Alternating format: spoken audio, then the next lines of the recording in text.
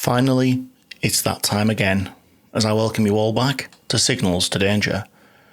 I'm sure you know this by now, but my name is Dan, and though I love making this podcast, in my day-to-day life I do manage to hold down a job within the UK rail industry.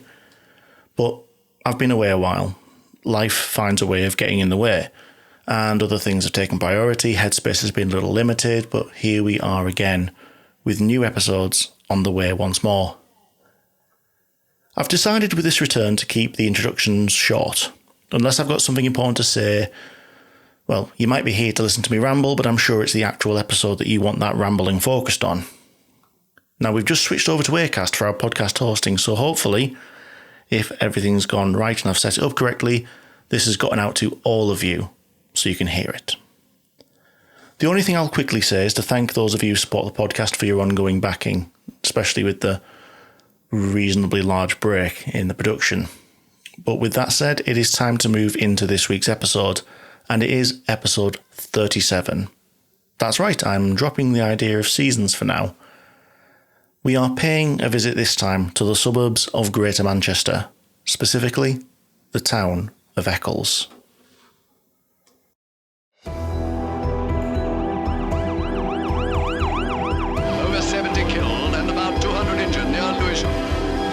Rail crash since Harrow and Wealdstone. 3 people have died after a passenger train derailed near Stonehaven in Aberdeenshire this morning and caught fire. I could feel the heat coming through the windows, and all the windows I could see were just orange like the sun. 36 die in a South London train crash. Some who survived that were killed when a third train hit the wreckage.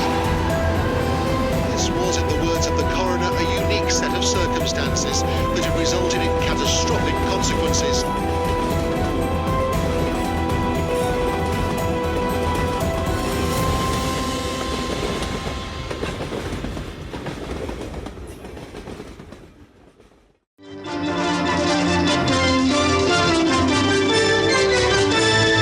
This is the News at 1 from ITN with Leonard Parkin. Hello, good afternoon. There's been a train crash near Manchester. At least 2 people are dead and 70 have been taken to hospital. The Liverpool to Scarborough Express had set off from Merseyside only minutes before the crash. It ploughed into the back of a freight train carrying gas and oil at Weast, a suburb of Salford. Part of the wreckage caught fire, and it took more than 100 firemen to get it under control. 30 ambulances took the injured to 3 hospitals in the area.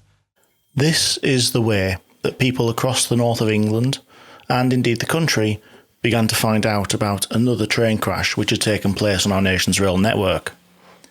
But not those who lived around Manchester city centre on the 4th of December 1984. For those people, something different announced the disaster.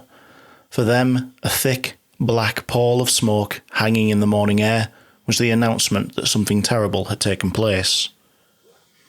On the outskirts of the city, just 4 miles from Victoria Station, a passenger train heading from Liverpool to Scarborough via Manchester, Leeds and York had somehow collided with a goods train composed of tankers containing oil. This was once again a dark stain on the history of the railway. But before we get into this story, it's worth recognising something about our setting.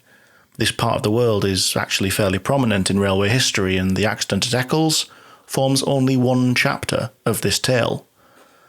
Liverpool to Manchester. 2 cities, both industrial and commercial centres, both home to proud populations and indeed a rich history all of their own. Separated by only 30 miles, linking these 2 conurbations has always been seen to be important. In the world of the Industrial Revolution, these cities became hubs of business, and business is of course best managed by bringing people together. Especially in a world predating Teams, Zoom and instant messaging. In 1830, this need for connection led to the adaptation of what at the time was a brand new technology, the railway. Now, I'm not going to get into a complete origin of the railway's tangent here. There's plenty of books and indeed other podcasts on the subject, and I could probably fill an entire episode with what would be a very potted history. But it is fairly undisputed that the world's very first intercity railway was the Liverpool to Manchester, connecting those 2 industrious northern cities. so I must admit I'm not surprised at the location. Now, I do use the word intercity very carefully there, as there have been other ventures into the world of rail transportation prior, including the Stockton to Darlington Railway in the northeast, and as a Teesside lad for the first 20 years of my life, and still at heart, I hasten to add, there's definitely an East Coast leaning when people dispute what we should really call the first railway, but I won't dwell too much on that.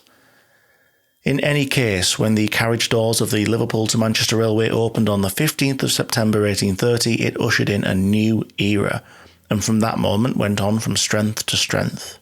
Although I feel it's important to add at this point that I wouldn't be able to do this podcast justice without briefly mentioning the tragic death of MP William Huskinson, struck down and fatally wounded by George Stephenson's rocket locomotive.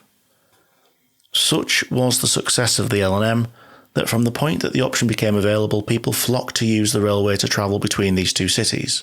And over time, the line continued to achieve other honours, including that of being the first line to be entirely double-tracked throughout its length, the first to have a true signalling system, first to be fully timetabled, and the first to carry mail, or at least that's what a peruse of a Wikipedia article would tell us, although I hasten to add, not the only source I use while researching this podcast. In fact, to this day, Liverpool to Manchester remains one of the busiest passenger flows in the north, and rail has developed since 1830 in order to accommodate that demand. At the peak of connectivity, there eventually grew to be 4 separate routes between the two city regions. The variety of options available did decline a bit over recent history, with the northernmost of those via Wigan severed by a need to change onto Merseyrail services at Kirkby, and the southernmost via Altrincham and Widnes seeing large chunks of the line abandoned, which leaves us with 2, a northern route and a southern route.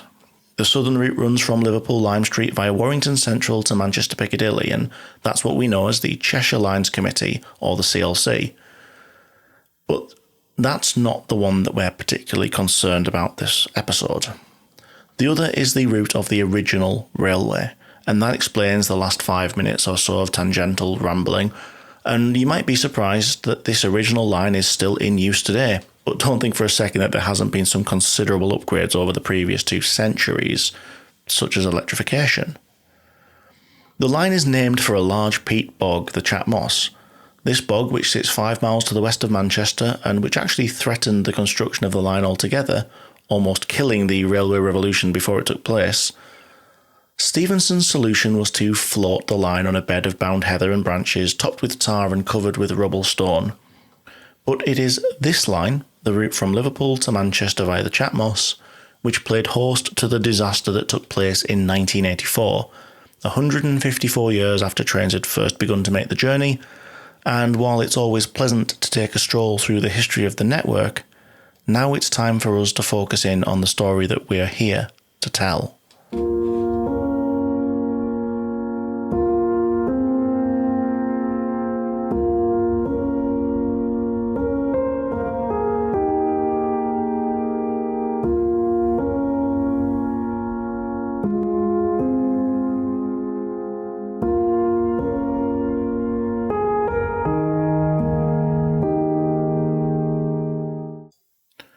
Today's story starts, as with so many of our tales, with a train driver. G.P. Matthews, of Warrington. On the morning of the 4th, he found himself climbing up into the cab of his locomotive for what he thought would be an entirely normal day, as so many were, although normal in the context of the railway is sometimes a relative term. Matthews was today in charge of 6 Echo 85, not a prestigious passenger train destined to whip up and down the main line at breakneck speeds, carrying important people from A to B, but one of the less glamorous visitors to the network, a freight train, an essential component for keeping the country going. Echo 85 was a tanker train carrying liquid around the country, much in the way that our veins and arteries carry blood around our bodies, to where it's needed. And it wasn't a small one. The first 10 vehicles of the train were known as TTA tanks, which are 2-axle vehicles, capable of holding 45 tons of liquid, and the last 5 were the larger versions, the TTE tanks. Those were mounted on 2 bogies and held 100 tons each. And each of these tanks was filled with a highly combustible fluid, gas oil. This does sound relatively dramatic, but it's fairly par for the course, and generally a very safe endeavour. Bulk freight deliveries are one of the areas where rail really excels. Low rolling resistance, the ability to haul long trains with multiple wagons, means that one freight loco can essentially take countless lorries off the road, requiring that one driver and a guard, instead of a fleet of fellas with their own working hours, their own breaks, and most importantly, their own pay packets. Not to mention, it's widely accepted that road transport is less safe than rail by an order of magnitude. And oil is very much one of those things which really lends itself to transportation by rail, and when we take it by rail, it's carried in tank wagons, just like the ones on Matthew's train. 6 Echo 85 started its journey at Stanlow Oil Refinery on Merseyside, which coincidentally is currently the second largest refinery in the UK, responsible for a sixth of the country's petrol needs. So not a small operation, and I think we can all recognise that the value of the contents leaving these types of locations can be relatively high. The cab which Matthews climbed into was that of a Class 47 locomotive, certainly not a rare loco at the time, one of over 500 made, and seen up and down the country hauling food, fuel, goods and even passengers on their travels. Together with the tankers, this led to a train of just over 1,000 tonnes at his command, and shortly after 9 AM, he took power and started to take the train out on its journey towards the other northern city of Leeds. Now, driving freight trains is a different beast to carrying passengers, and quite often drivers and their charges will find themselves sat at signals or in passing loops waiting for passenger trains, either expresses or locals, to pass them by. They find themselves sort of threaded between these trains, often taking longer, more convoluted routes between stops to either work around the passenger timetables or to account for requirements in route availability or loading gauge. We have discussed loading gauge before. That's the physical space the train fills in its own cross-section, both stationary or while it's moving, which we refer to as dynamic loading gauge. But I don't think we've discussed route availability. So let's go on one of our wee tangents. Route availability, or RA, is a grading system which all lines and their associated infrastructure, like bridges or embankments, are given, ranging from 1 to 10. RA is also given to all rolling stock authorised for use on the network, and it's those gradings which define whether there is a compatibility between the two, because not all railway is created equally. The route availability for a line is calculated by taking into account things like bridge strength, track condition, structural issues, so on and so forth. And a route availability of 1, so RA1, well, that's the most restricted line, open to possibly only one type of locomotive specifically designed for it.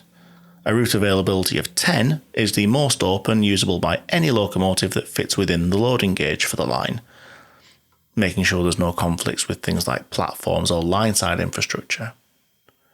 Vehicles, like I said, they also have an RA number, and that's mostly based on their actual weight, or the amount of weight from the vehicle which is transferred down through each individual axle on the vehicle, with an RA of 3, for example, being less than or equal to 16.5 tonnes, going up to an RA of 10 being less than or equal to 25.4 tonnes. So I'm sure you get the idea. The crux of the matter is, a rail vehicle with an RA of 8 can't operate on a line with an RA of 6, only 8, 9 and 10. Tangents have probably turned into a bit of a tradition on this podcast, but I'm sure you'll be happy to hear that this one has reached its terminating station. Restrictions such as gauge and RA are two of the reasons freights can be given those more roundabout routes, but the larger issue is probably when operating over these routes is working around the timetable of other services. This uncomfortable facet of working freight services explains why, although Matthews had started his journey from Stanlow at 9 AM, driving a Class 47 capable of running comfortably at 75 miles an hour, an hour and a half later he found himself only 33 miles away. In fact, as the crow flies, he was only 25 miles away from where he started. Sounds a bit like a journey on the M62. For those of you who are listening in the north, I'm sure you'll appreciate that reference. Matthews was bringing his train slowly along the line into the centre of Manchester, just at the point where the newly built M602 motorway pulled directly alongside the railway line. He was gradually moving along with the train as he was passed from signal box to signal box. This area on the approach to Manchester was signalled with absolute block signalling, which is a system that we've discussed before, but in essence it means that each signaller is responsible for a section and he passes trains along from one section to the next. The way this is done means that each signaller first asks if the next section is clear, and only when he knows it is, does he clear his signals to allow a train to proceed along the line. And this is exactly what was taking place on the morning of the 4th of December. 6 Echo 85 had been making its way eastbound and eventually came to a stand at the section signal at Barton Hill Box, awaiting it to clear so that he could head down to the next box on the line, Eccles. Matthews left the signal at Barton Hill when it cleared, continued down through the section at Eccles, and then eventually found himself brought to a stand at a signal alongside the motorway. A normal morning on a normal journey, a fairly mundane day by all accounts, but all of this was about to dramatically change.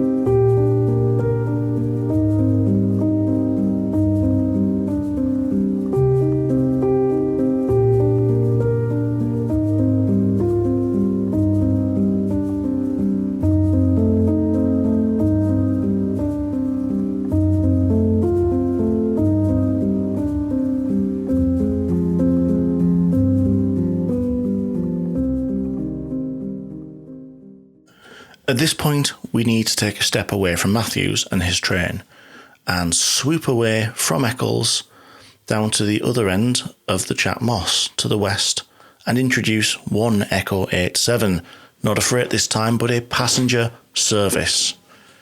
The train, which sat in the platform of Liverpool's Lime Street station, was very different to those that had originally made the journey between two cities, carrying passengers right back at the opening of the line. Those were wooden, open-topped carriages, which were, in all fairness, far closer to their horse-drawn namesake than the rail vehicles we're used to today. Passengers on 1 Echo 87 were about to embark in either one of 6 second-class British Rail Mark II coaches or a first-class Mark I coach. Alongside them, but not open to passengers, was a brake parcels coach to the rear of the train.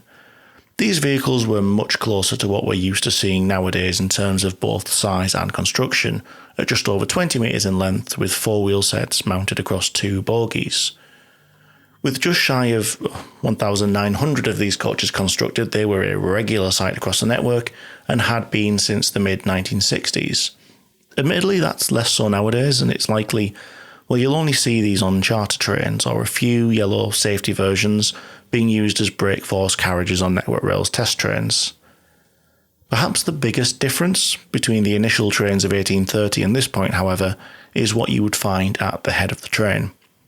To take an example from the early days of rail, we could look at, well, the infamous Rocket. Admittedly, a very early development, Rocket weighed the grand total of just over 4 tonnes, capable of an eye-watering top speed of 30 miles an hour, and producing 825 pounds-feet of tractive force or tractive effort, a general way of describing the pushing or pulling capacity of a locomotive. Very different to the Class 45 locomotive which could be found at the head of Echo 79, 45147. Class 45s, known as Peaks, were built between 1960 and 1962 and were an entirely different beast. Powered by diesel and not boiling water, the Peaks weighed in at 133 tonnes with a top speed of 90, and the 825 pound-feet Rocket demonstrated of tractive effort was compared to the Peaks 55,000. Clearly, technology had progressed somewhat over that century and a half. But maybe it's time to draw the comparisons to a close, because it's clear that by the mid-80s we were looking at a much more modern railway, far more akin to what we're used to nowadays. The 45s had originally been designed for the Midland Main Line, carting punters between the capital and Nottingham and Sheffield. though with the introduction of high-speed trains onto the route, they found themselves relegated to the secondary routes and became a regular feature on the North Transpennine route between Liverpool and the East Coast, connecting Leeds, York, Newcastle and Huddersfield. In fact, they became so prominent on this route that when the games producer, Dovetail Games, released a route covering the Northern Transpennine for their game Train Sim World, they included a 45 in the pack. The locals were distinctive due to their short-nosed cab design, similar to many early diesels such as the Deltics or the Class 37, where the cab window is set back a little bit from the actual front of the loco with an almost bonnet-like aesthetic. We are talking Transpennine in this case in relation to the route and not the modern-day franchise or operator though. When we talk about Transpennine rail routes, however, for quite some time one of the key routes has been from Liverpool to Scarborough, taking passengers from the West Coast port city to the East Coast resort, stopping along the way to pick up and drop off in Manchester, West Yorkshire and York, and then continuing up to, well, Candyfloss, sand, and hopefully some sun. Indeed, it was this route in particular that one Echo 79 found itself on that morning. The train was in the platforms at Liverpool Lime Street Station, ready for a departure at 10:05 in the morning, a little over an hour after Matthews had departed Stanlow. And at the controls was driver Croxford. 36 years old, had been on the railway for a little while, first training as a driver between 1975 and 1976. And over his time he'd worked out of a couple of depots, but in June of 84 he transferred to Liverpool Lime Street Station, where he was now working. Croxford had booked onto his shift at 7 o'clock that morning, but didn't have any duties assigned. He was on a spare turn where drivers arrive and work as required to help facilitate the running of the service. Specifically, he was on a turn that was known as the ferry set. Drivers on this turn were generally used to run empty stock up and down to the depot when trains needed to enter or leave service. It became apparent that morning that the man rostered to drive the 10:05 Scarborough had been detained on other duties, so the train crew supervisor took a stroll down to the mess room where he found Croxford sitting with others. He was happy to take the train and asked where he might find it, and in turn, when the time came, he walked down to the platforms, climbed up to the cab and prepared for departure. At 10:05, Croxford started his own journey, pulling away from Liverpool's Lime Street Station and heading out into the city of Liverpool, well, rather into the tunnels that left the city of Liverpool. With priority in the signalling that Matthews would not have enjoyed, and a substantially lighter train, they made good time, passing through Edge Hill, the eastern suburbs of Liverpool, and out across the Chat Moss towards Manchester, rapidly approaching the city on the same line that Matthews had recently joined on his journey. And this is the point that our tale of two drivers becomes one story. By around 10:30, both trains were travelling along the line towards the city, with Matthews one train ahead of Croxford.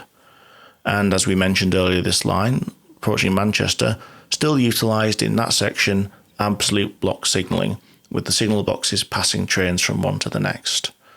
And that brings our focus to one box in particular, Barton Hill. Manning the box at Barton Hill was signalman Pope, and at 10:26 he offered Matthews' freight train forward to Eccles, the next box along the line, and the train was accepted. By this point, Croxford's train was directly behind Matthews, with he and his train of passengers following the tanks through the signal sections. So a few minutes later, at 10:30, Pope received a bell signal from Astley, the box back towards Liverpool, which offered him the Scarborough Express. With Matthews moved on, and a clear section of track in front of him, he accepted the train, and as a result the Scarborough was given signals to enter his section. Around a minute later he offered the express forward to Eccles, and from the box there, the train was accepted. So at this point nothing seemed out of the ordinary, so Pope cleared his signals to allow the train to proceed on towards Manchester. A little ways down the track in the Eccles box, another signalman, Allen, was on his own turn of duty. He accepted the offer of 1 Echo 79 at 10:32. He couldn't clear his own signals, however, at this point, as he hadn't been told that the next section along the line was clear, and that's the reason absolute block signalling exists. A signaller isn't allowed to pass the train along or even offer it to the next box until he's told the line is clear. This was one of the great things about the introduction of absolute block. It required agreement, consultation between two signallers, which ensured that movements were safe. Checks and balances. As such, when Allen accepted the Scarborough Express, he was only accepting it to proceed as far as the home signal outside his signal box, which remained at danger, and the signals between him and the approaching Scarborough train would tell Croxford he'd need to prepare to bring his train to a stand.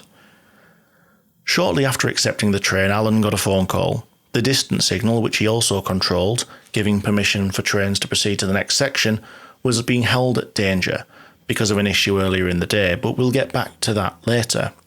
That call was from Matthews, at the head of his tank train, asking permission to proceed, permission which Allen granted.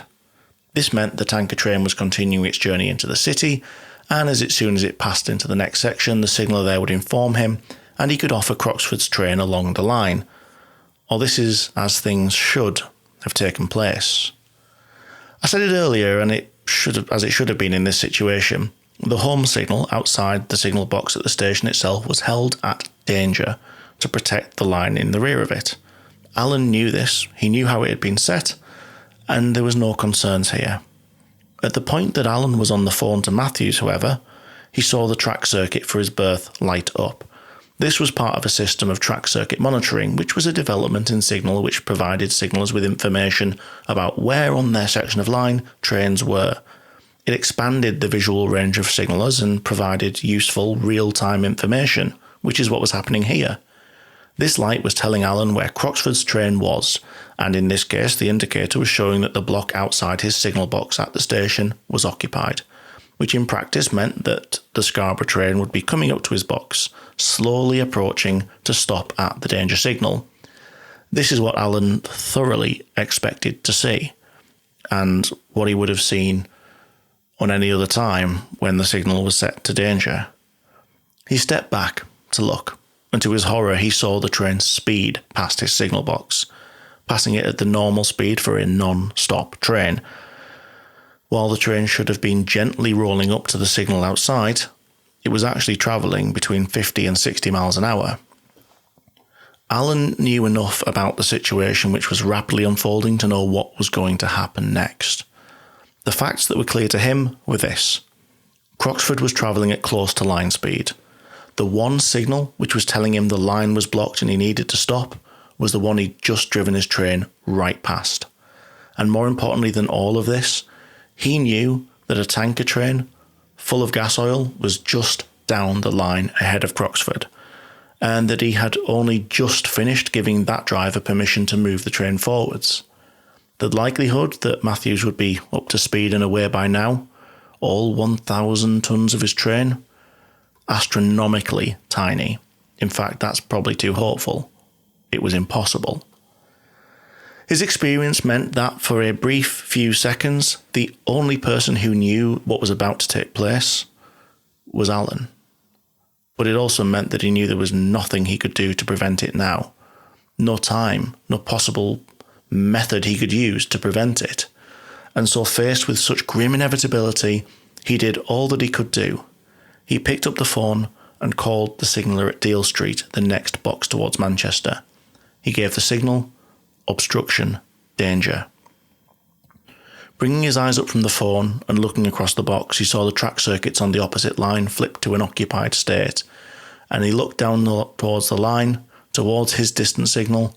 A pall of black smoke started to rise above the tracks into the morning sky, confirming the terrible news that he already knew was coming.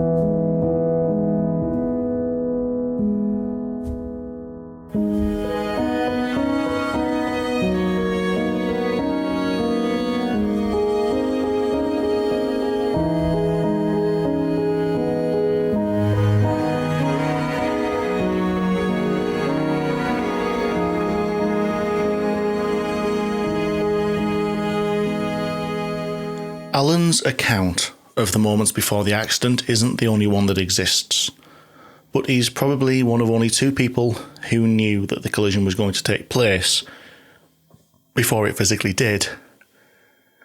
The only other person with any prior warning would have been Croxford, at the head of the Scarborough train as he came upon the rear of the tankers. Unfortunately, only one of the men survived to tell their tale. 1,300 metres beyond the home signal he'd just blown past, Croxford and his train collided with the rear of the freight train, exactly in the way that Alan knew it was going to. After receiving permission to proceed, Matthews had managed to get his train up to around 10 miles an hour as he drew away from the signal, but at the point the Scarborough Express caught up with it, it was travelling at around 50. The collision was absolutely inevitable, and although both trains were moving, the fact of the matter is that the difference between the speeds guaranteed that the accident would be violent in its unfolding. As the locomotive at the head of the express connected with the rearmost tanker car, it deflected it off to the right, detaching from the train and ending up across the down main, adjacent to the up line both trains were travelling on. The next wagon, along with the third from the end of the train, reared up with the impact and lost their bogies. One of the barrels of the tanks ended up lying along the roof of the locomotive, with its buffers resting on the end of the other. This impact, strong enough to scatter and throw 3 100-ton oil tankers, inevitably imparted a great deal of force to the locomotive Croxford was travelling in, and this force did a great deal of damage. The front end of the locomotive was all but destroyed, and the bulkhead behind the driver's compartment had been driven almost horizontally into the engine compartment, unrecognisable as to how it originally looked. And while the loco took the brunt, the carriages behind did not escape unscathed. The leading coach was upright but had been slewed towards the downline and suffered extensive damage. The next two coaches had also suffered little cosmetic damage and remained upright. But that is not where this crash finished. Following the impact, the contents of the tankers, which had been tossed like toys, came into play. The valves which prevented gas oil from escaping the tanks had actually performed admirably in the violence of the crash, and on all three of the affected vehicles they remained safe and sealed. Unfortunately, the tank barrels themselves didn't fare so well. The impact and the percussive force of the collision meant that all three of them experienced failure during the action, including that of the tank which lay on top of the locomotive. When you add leaking gas oil, which can ignite without a naked flame at a temperature of 340 degrees, to the exhaust of a locomotive, which can be as warm as 500, and it seems almost inevitable what you'll get as a result. The resulting fire engulfed the locomotive, the 3 derailed tankers, and critically, the lead passenger coach of the Scarborough train. Greater Manchester Fire Brigade, as it was known before fire and rescue became the commonly accepted term, received their first call at around 10:37 in the morning, minutes after the accident took place, and the two appliances which were originally sent to the scene arrived on the 602 motorway at around 10:41. The presence of the motorway itself, which had only been completed a couple of years earlier, was incredibly important to the emergency response to this incident. Just imagine a wide, accessible stretch of tarmac right next to a crashed train. That's something that responders would have sorely missed at locations of other accidents, such as Greyrig or Carmont, or, well, in fact, most accidents. When the first firefighters arrived, passengers were still evacuating from the second coach of the Scarborough train, but they didn't see anyone trying to escape the first or find anybody trapped inside it. Each vehicle, which transports hazardous material, is required to display markings and a distinct number known as a UN number. The markings on the tank cars clearly identified the contents as a petroleum fuel product, and so the firefighters in attendance donned protective gear and used foam on the flames. And as the rescue efforts continued, ambulances filtered to and from the accident site, and 68 of them were taken to one of 3 hospitals in Greater Manchester, mostly with cuts and bruises, and released later without permanent issues. However, that is not the full tally of the accident. 1 passenger was killed, and a further passenger succumbed to their injuries in hospital nearly a month after the crash.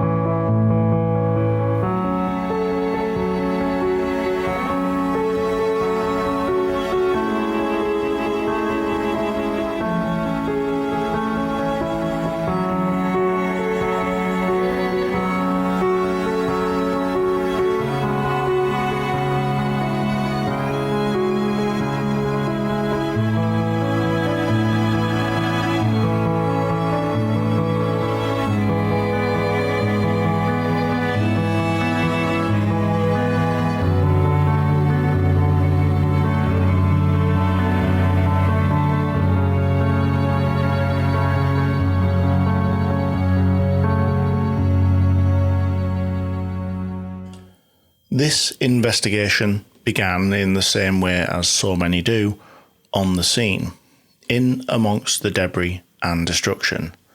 And while the emergency services converged, as did the railway and those of us who unpick the dark days.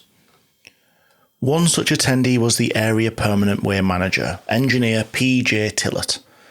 He had attended to begin understanding the task of interrogating not the people involved, but the infrastructure. We've talked about the phenomenon of things like witness marks before, and they came into play at Eccles again. The freight train and the passenger train had been travelling on the same line when they collided, specifically the up.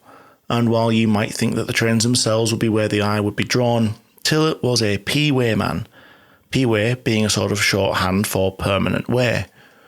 The infrastructure of the railway is nicely divided into elements in terms of how we talk about them and even the teams that look after them. Each facet is somewhat a specialty, and so many of the engineers of the past and indeed the present look after one specific element. So in your average maintenance depot you might find your P-way team, the S&C guys, and then the ones who look after the S&T. Meaning, of course, permanent way, or the rails, ties and sleepers, switches and crossings, so basically points and other crossings types, and signalling and telecommunications, which I think is all fairly self-explanatory now I've gone through it. In any case, Tillett was here to focus on his specialty, the track itself, and he started his look at the scene. A scene which now spread over 355 metres from the leading buffers of Matthews Loco all the way back along the line to the rear of Croxford's last carriage.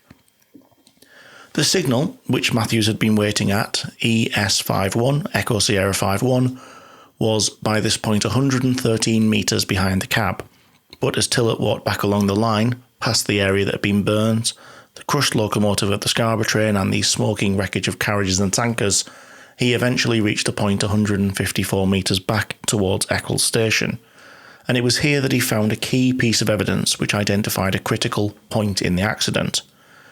He found a dip in the rail, localised and significant, not something that would form under normal operation. Now this was a £113 heavy flat-bottomed rail, but what Tillett saw before him was a depression about 20mm deep and the radius of a rail vehicle's wheel.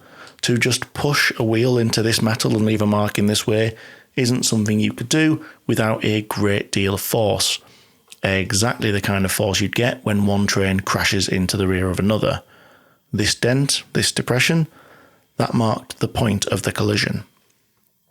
He then continued to walk back towards Eccles, and for the next 162 metres he found two things: evidence of skid marks along the rails and a trail of spilt oil between the tracks. The significance of these finds can indicate something about how the train was behaving, in the same way as the depression can tell us where they collided. Let's start with the oil spill. It could have meant a train with a leak passed through this area at some point prior, but context is important, and the knowledge that the industry has about the behaviour of locomotives in certain circumstances comes firmly into play here. Locomotive gear cases at the time had a tendency to spill oil under heavy braking. heavy braking one might see when a driver was realising he was about to collide with another train, and this tallies absolutely with the presence of skid marks on the rails. But, and it is a significant but, the presence of skidding on the rail doesn't necessarily give us an exact point where braking took place. Skidding can only take place when the wheels lock up, same as in your car, and with the speed that they're turning and their inertia, this wouldn't have taken place immediately. In fact, the investigation highlighted two separate possibilities. The first is that Croxford applied his brakes just prior to the start of the oil spill, when he would have been some 120 metres from the rear of the oil train.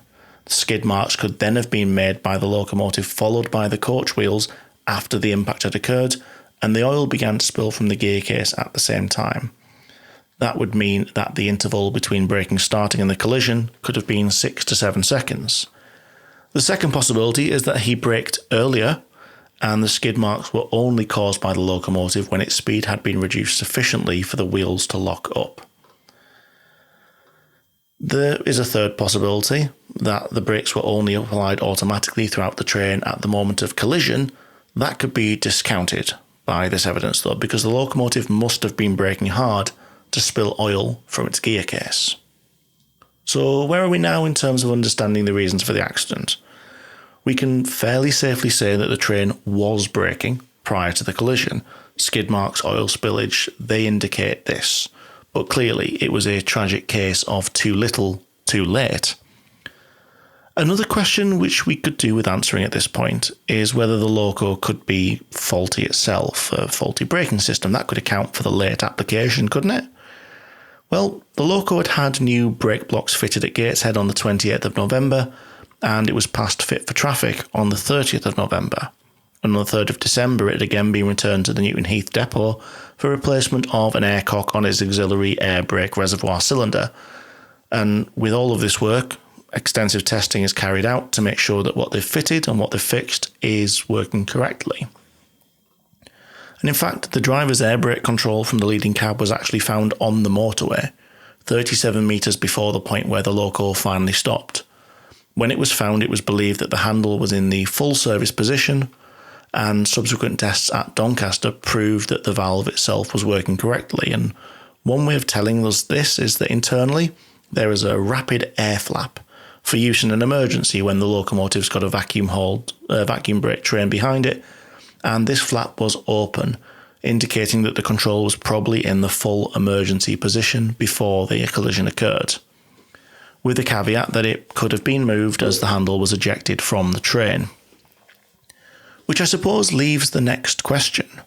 If the train was functioning as it should, why was the braking undertaken too late? And what cost Croxford and two others their lives?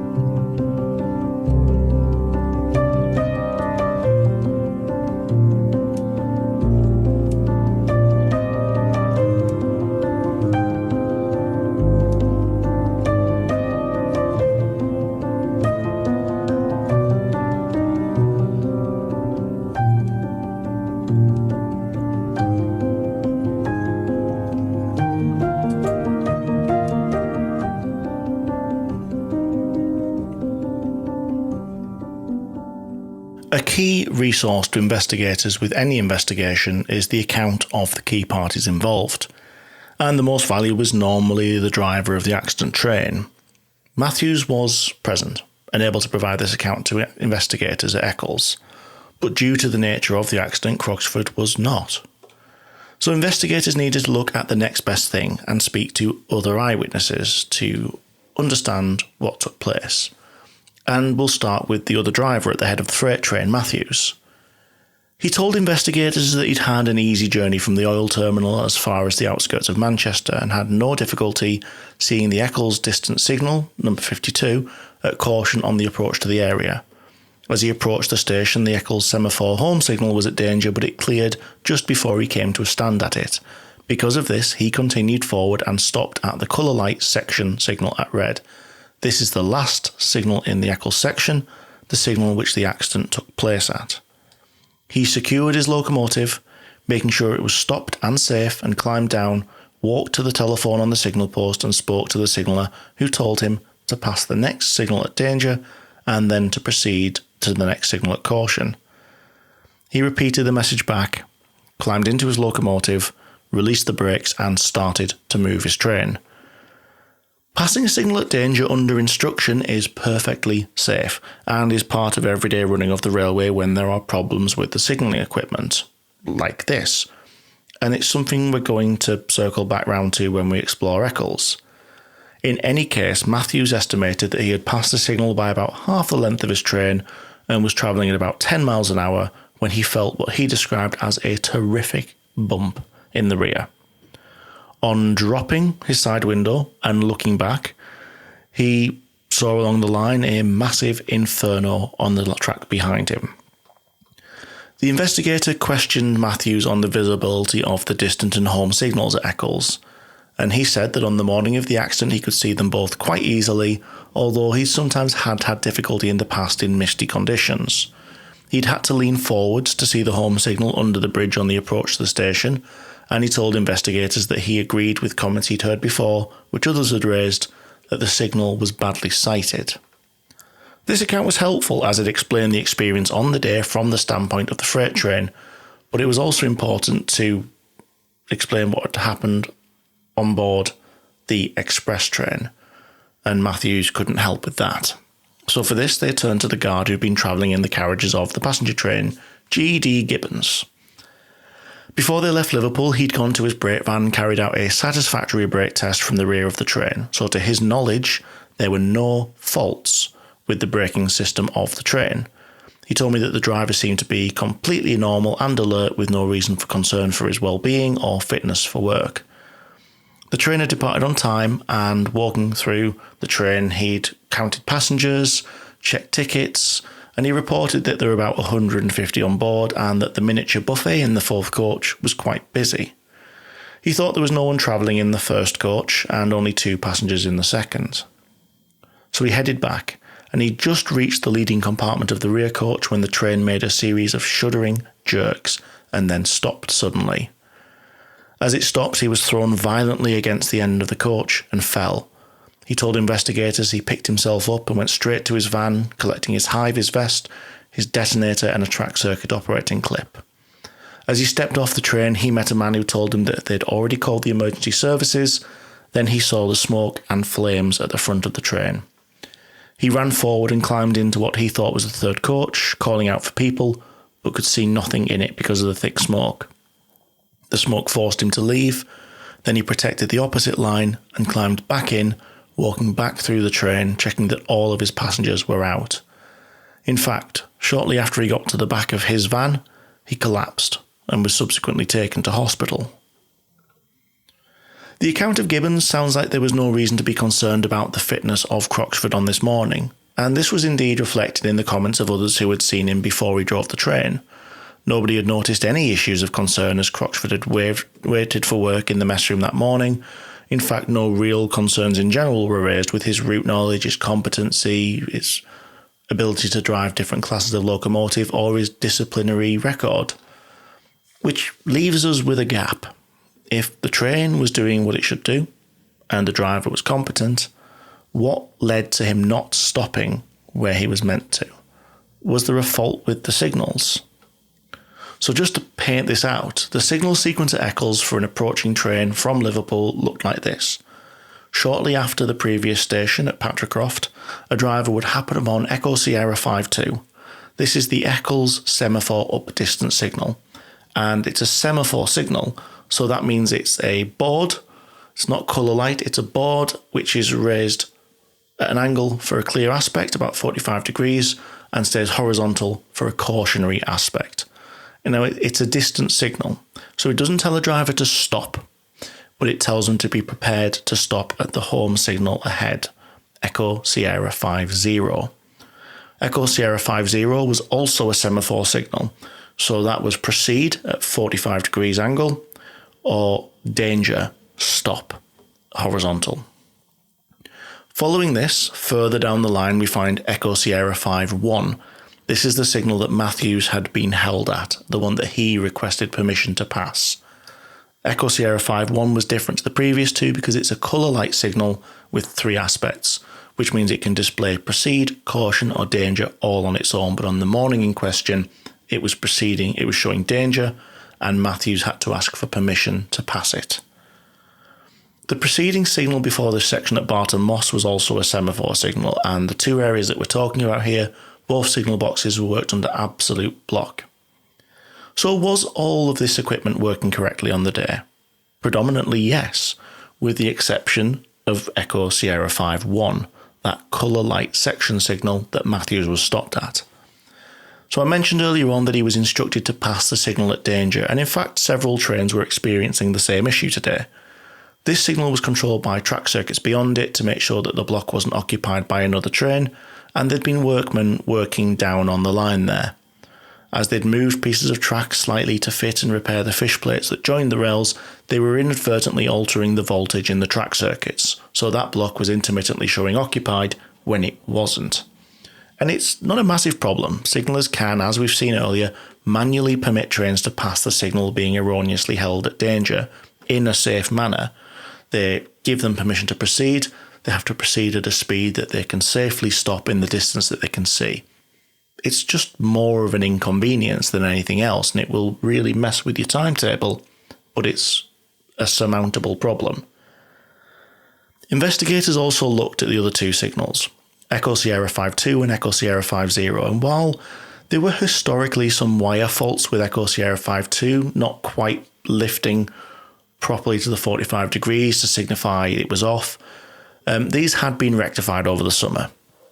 The last question about whether or not Echo Sierra 50, the home signal at the station, had that been correctly showing a danger aspect? Well, that was accurately answered in the form of an eyewitness who'd been at the station. He'd been stood there when he witnessed a passenger train travelling through the station while the signal correctly displayed the danger aspect. He later observed the pall of smoke and didn't immediately make the link between the two. However, later on, once he'd heard what happened, he'd contacted the railway to pass across his eyewitness testimony. While the investigation showed that the train was working correctly, the signals were showing what they should have done, and that the driver was fit for duty, that all leads us now into a bit of a confusing place. With all of these things going right, why didn't Croxford try to stop his train until it was far, far too late? There are 3 things we haven't yet considered. Now, each of these seems like small factors on their own, but taken together, they might just explain what caused this accident.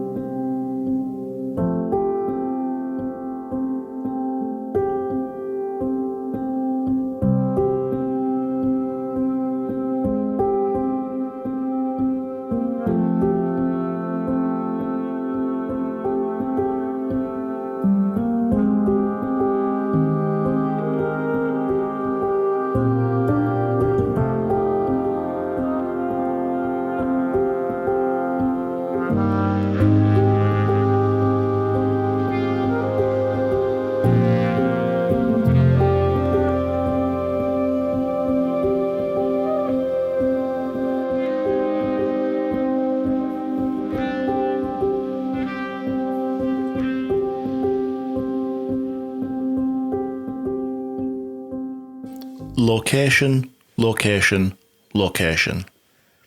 We've heard the phrase before many, many times and in many different circumstances. But there are 3 aspects of today's story to which location plays a crucial part.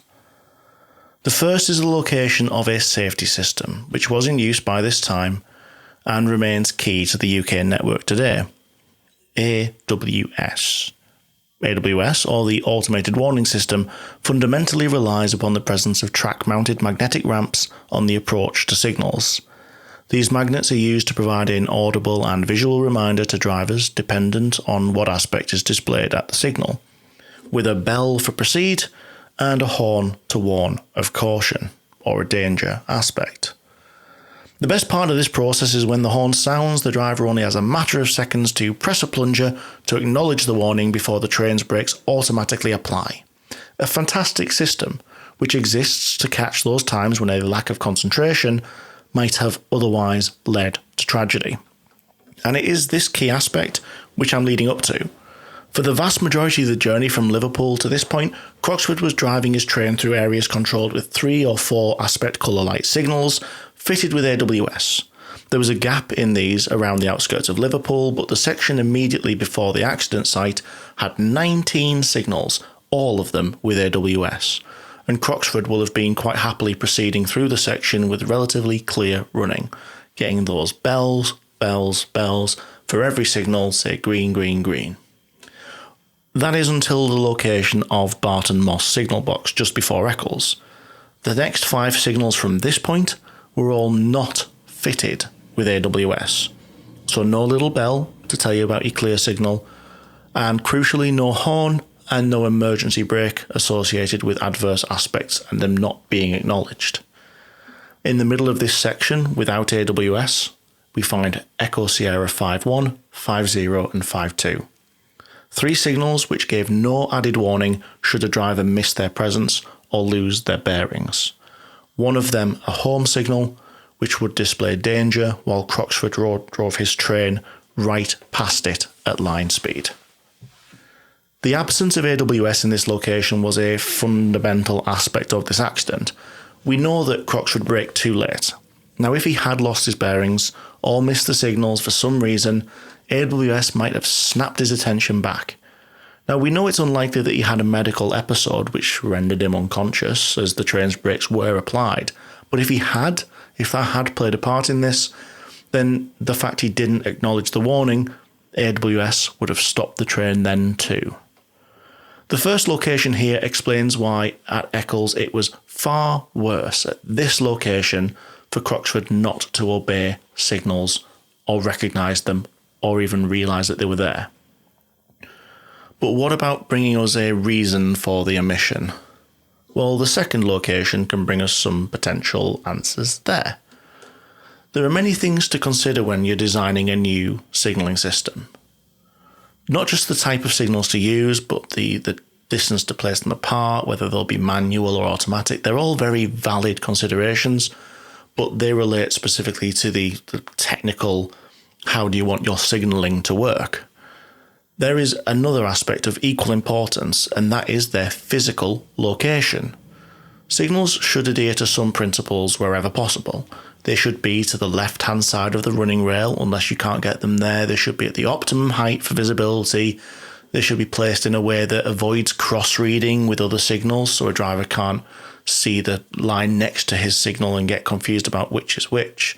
There is a whole area of the industry that focuses on this, and the process to get it right is called signal sighting. There is one really crucial element about location which investigators found could have come into play at Eccles, and that's how these signals are placed in relation to the environment around them and how this can impact their visibility to drivers. 3 years before the accident, a number of new industrial buildings had been built close to Patricroft Station, and they now sat directly behind the signal at the end of the platform. The buildings were painted yellow. Sounds like it might not be the biggest issue, it might not be a great aesthetic choice, but this signal was Echo Sierra 5-2, the Eccles distant semaphore signal. No prizes for figuring out now what colour the board of a distant semaphore signal is painted. It's yellow. So directly behind this yellow board was a yellow building. And when it comes to the ability for the human eye to see one object in front of another, contrast is key. It's a guiding principle in creating accessible spaces nowadays for people with visual impairments. But even the investigators in 1985 could see that this was not an ideal situation, calling in the report the new buildings a very poor background to the signal arm. And a train driver is, by trade, supposed to be fully aware of every signal, its location on the route that it drives, how it operates, where it controls. But clearly this is not now a signal that jumps out from its surroundings, announcing whether it's at clear or danger. It feels a lot more like you would have to look for it. And we may also need to consider that these were signals that drivers weren't really used to being regulated by. Generally, an express like the one Croxford was driving would have a clear run through the area, so to come across Echo Sierra 52 at caution would certainly have been an exception rather than the norm. So we can understand how a driver, maybe not paying the correct amount of attention, might miss that distance. Clearly he shouldn't have missed it, but we can appreciate that there are issues there now with the sighting, the background and visibility. But it's all not lost, is it? Because Croxford could have seen the home signal at danger a little way down the line on the approach and brought his train to a stand. Maybe a bit beyond the signal, he'd be in trouble for a signal passed at danger, there'd be lots of paperwork. He may have even got close enough to Matthew's train for it to be scary, but not into the rear of it. Except there were some issues with the visibility of this signal as well. The Eccles home signal, Echo Sierra 50, was situated on the Manchester end of the Eccles Up platform, and it could be seen by an approaching driver first through an old arch bridge structure at the western end of the station. So as a driver approaches, you look through the bridge structure and see the signal at the end of the platform. The signal arm itself was carried on a cranked head, so it appeared to actually be centrally mounted on its post, and the investigators assumed that that was done to improve its view beneath the bridge. However, again, 3 years ago, construction work was taking place behind this signal, which had significant impact. There was a new brick-faced road bridge that was built to connect to that new motorway, and in the same way as with the distant, those red bricks formed a poor background to the red-painted signal arm, particularly when it was on the on position, so the signal is a red board, horizontal at danger, and behind it is a brick structure with horizontal courses of bricks, so the arm appears to lie along a darker course of the bridge structure. Again, with an inattentive driver and no AWS to snap him back to reality, this is a signal that does not jump out and announce its presence and declare whether it's on or off. And we recognise through all of this that it was his job to look for these signals, but that loss of situational awareness isn't helped by the fact these signals are blending in. Now, they're both signals that were built in acceptable conditions, but developments later had severely impacted the efficacy of their placement and their design, so their location and their surroundings were no longer ideal. All of which brings us to our final location. The final way that this accident could have been made worse by the location that it took place. Shortly after the second of those missed signals, the line runs along the relatively new motorway leading into Manchester. And here I'm going to ask you a question. When you're hitting the M6 up through Shap, heading north towards Scotland, and a Pendolino runs past on the railway, are your eyes drawn to it? How about the M1 near the Watford Gap? Or, in fact, any other road where rails and tarmac run side by side? Of course we are. The similarity of speeds, the fact that it's quite infrequent that you end up almost racing a train, your eyes are just drawn to it. Well, there's another theory which investigators think might explain why Croxford applied the brakes so late. Isn't it realistic that this is a process that works both ways? Having missed those semaphore signals, lost his situational awareness, Croxford may have been watching traffic on the adjacent motorway instead of the line ahead, which he must have assumed was clear, and this might have accounted for his delay in applying the brake. On another stretch of line, Croxford might have gotten that brake in the second he saw a tail lamp of the freight, or just that little bit sooner, and while the collision might still have been inevitable, every second later, that happened meant the slower his train would have been travelling, the faster the freight, bringing the force of that collision down for every second earlier that brake went in, till a magical point where they wouldn't have even crashed. But, if ifs and buts, etc., that wasn't the case. But like I opened this section with, location, location, location.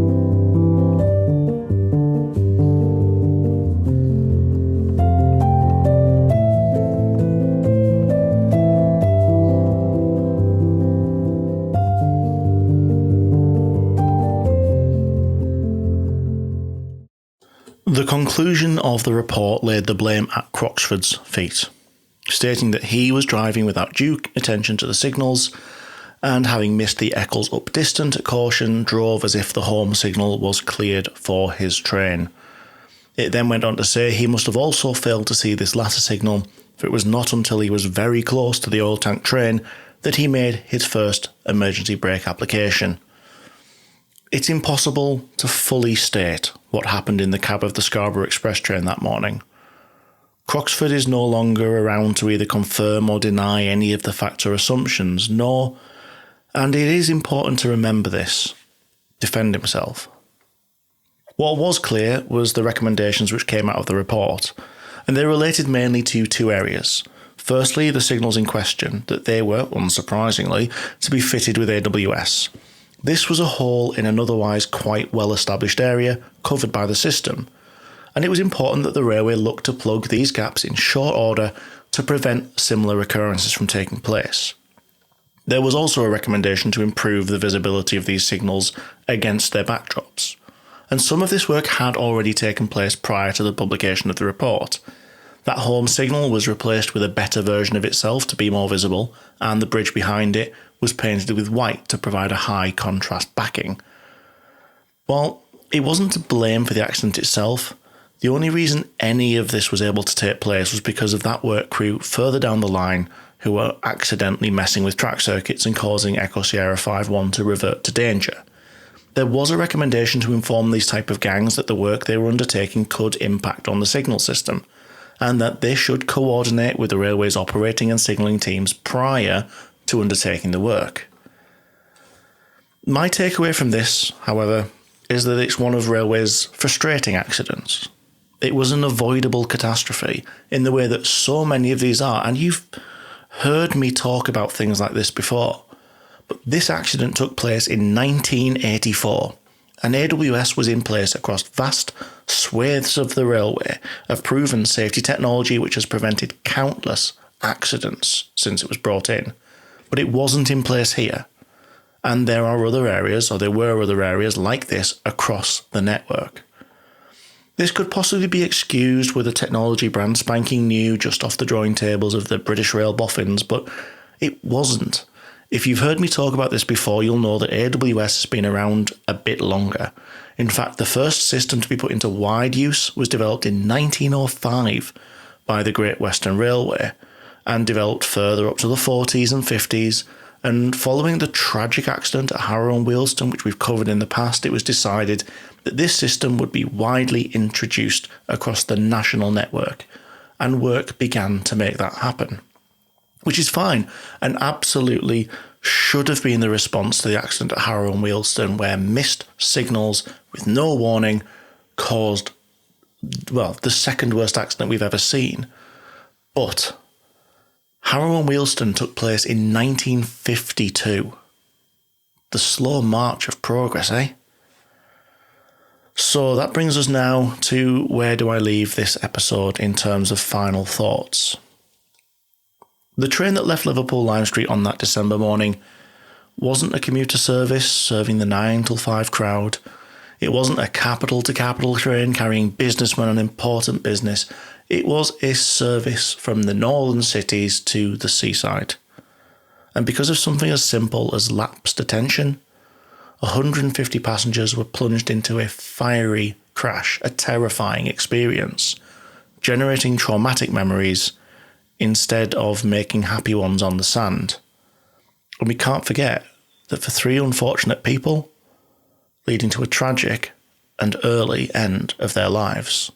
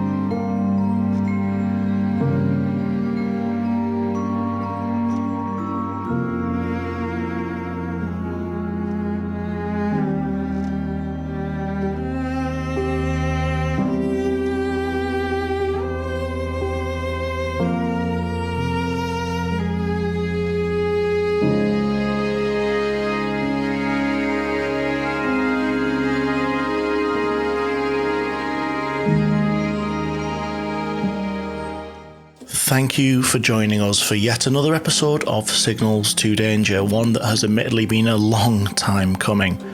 As I said in the past, please feel free to like, share, review, come interact with me on social media, Twitter or Facebook, and I'm still calling it Twitter because I can't bring myself to say X. Just search for Signals to Danger or Daniel Fox Rail. This week's music has been Notes to Self, Thread the Needle and the Unforgettable by Gavin Luke, Book of Maps by Franz Gordon, Exile by Lo Mimio, The Orchard by Jacob Albon, and Modern Mysteries by Matilda Sconair Carlson. And finally, the closing credits of today's episode are Eventual Bloom by Rand Aldo. That leaves me to say now, until next episode, travel safe.